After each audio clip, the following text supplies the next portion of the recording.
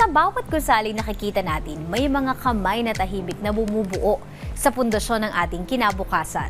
At bilang pagkilala sa kanilang dedikasyon, muling nagsama-sama ang mga eksperto at lider ng industriya ng konstruksyon sa isa sa pinakamalaking event ng taon, ang PhilConstruct Manila 2025.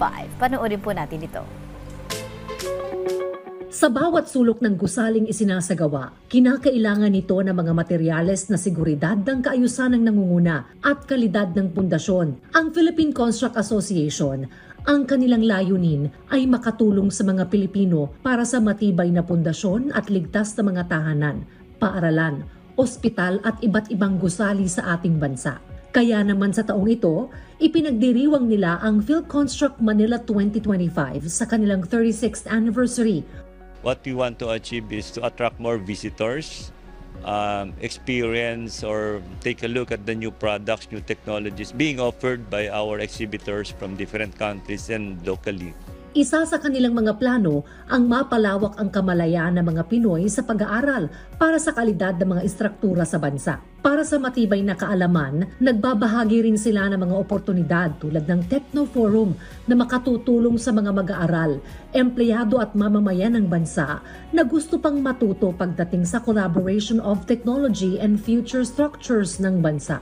Aside from the new products, new technologies, we are also offering Techno Forum. There are so many topics that will help actually the contractor to be able to achieve good quality, early completion. Isa sa ipinagmamalaki ng PhilConstruct Manila 2025 ang exhibition mula sa iba't ibang bansa. Ang mga product partnerships ng PCA tulad ng high technologies na makakatuwang ng mga Pilipino na mapadali ang pamumuhay sa kanilang tahanan. Mayroon ding mga kagamitan sa bahay at mga upgraded na materyales para sa matibay at kalidad ng mga gusali sa bansa. Today, we see that we were able to achieve what we want to achieve. Attract more visitors. As you can see, the lobby design is quite different from before. And the new products actually coming from different countries. And also we are inviting the construction industry to visit the Techno Forum. Mahalaga para sa mga Pilipino ang kaligtasan ng bawat tahanan, paaralan at mga gusaling kasama na natin sa araw-araw na buhay.